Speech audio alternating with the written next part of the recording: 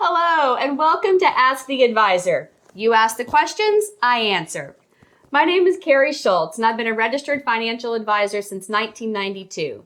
Today, in Series 1, we're going to answer the top 20 questions asked by clients and prospects. And I have a little help here today, my assistant, Heather Ray.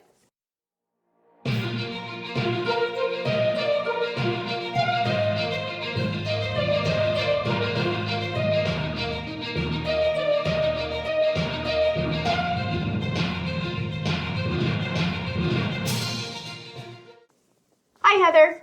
Hi. This is your first time on video, right? Yes. Yes. However, you have been a teacher and an educator for years. Yes. So this is not your first time in front of a crowd. No. Gotcha. And you've known me since we were 7? 6. 6? Yes. See, this is why I keep her around. She knows. So I know the questions, but you have not heard my answers. Right. So your reactions will be real and live. Okay, good.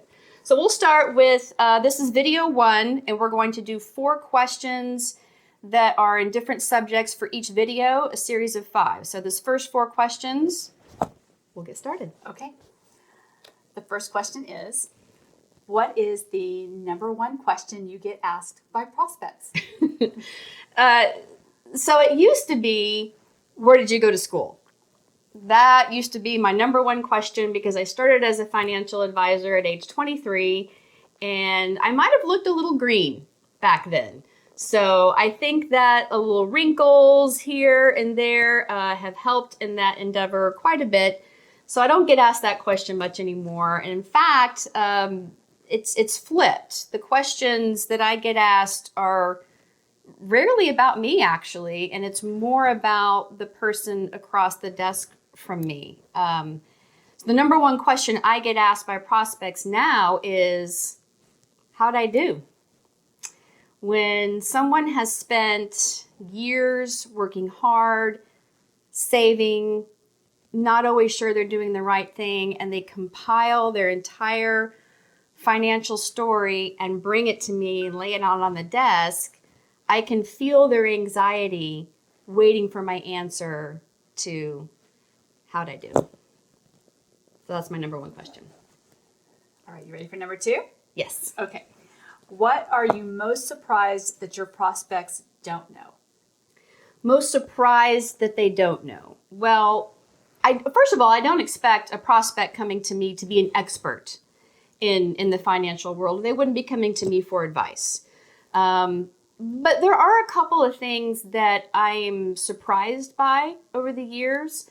I'd say the number one thing is many prospects don't know that their retirement assets pass by beneficiary, not by will.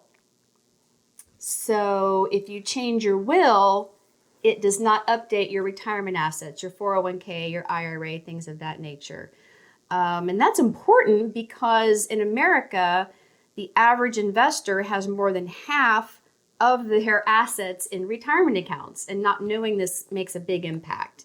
So I'm surprised by that. The second thing that I'm surprised at is how many investors, when we start looking over their statement, and I point to something, they don't know why they have it or exactly what it is. And there are a lot of reasons for this. Sometimes they did know why they purchased it, but it's been so long and they haven't looked at it, they completely forgot what it is or why they bought it in the first place. Or very often they took advice from a colleague and just did what their colleague or friend said and didn't really know why they have it or what it's supposed to be doing for them. So I think when someone comes to me and they have saved so much, not knowing what it is or why they have it can be surprising, yes. You ready for number 3? Yes.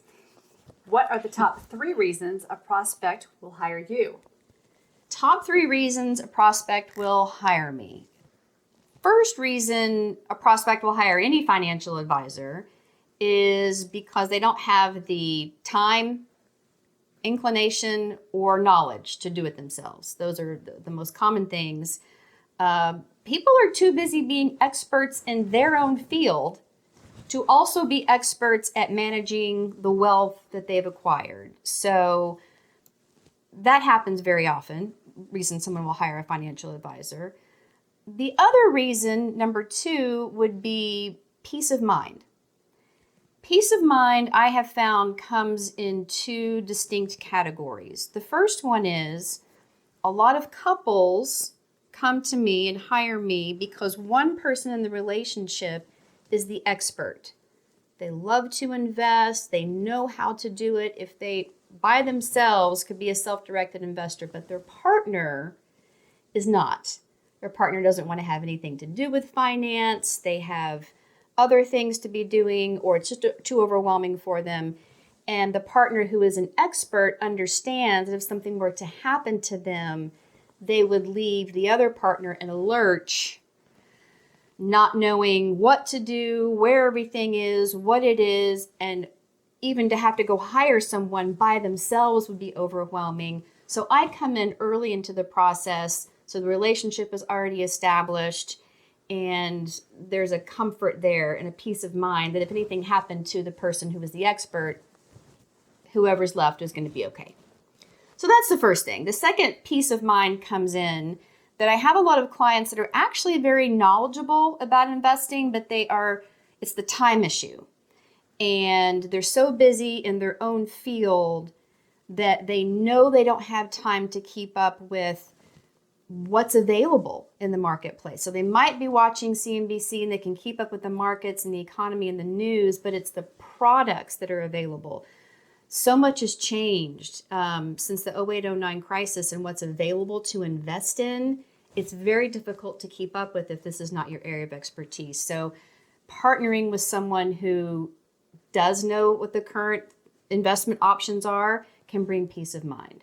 So those are the two peace of mind areas. The third reason that I think someone would hire me personally is my experience. I've been a financial advisor for 30 years, and I've sat across the table from hundreds of people that are just like them, most likely. My personality, I think, is a big reason people pick me. My communication style. I'm an educator, and so for people who appreciate that, they'll pick me for that reason. Number 4. Yep. What are your prospects most afraid of? Well, that's a good question. Losing money is number one. People are afraid of losing money. They're afraid of being taken advantage of, being lied to, and being made to feel stupid. And I use that word not because it's my word. That is the word that I am hearing them say. I don't want to feel stupid. So let's break those down.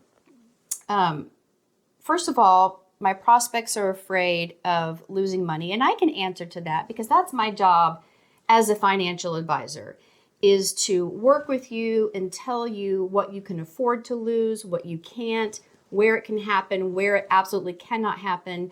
That's the number one thing I can help you with, is the losing money issue. I can't control the markets, but I can help you control how you're invested and what your expectations are around that. When it comes to feeling taken advantage of and that fear, it's really unfortunate because my profession has a few bad eggs in it, as does every profession, right? And I can't do anything about that. But what I can do is hold myself to the highest standard of integrity and fiduciary responsibility and earn that trust from anyone over time. That's my main job. When it comes to feeling stupid, this one bothers me because it's a big fear, and it's one that I hear almost from every new prospect.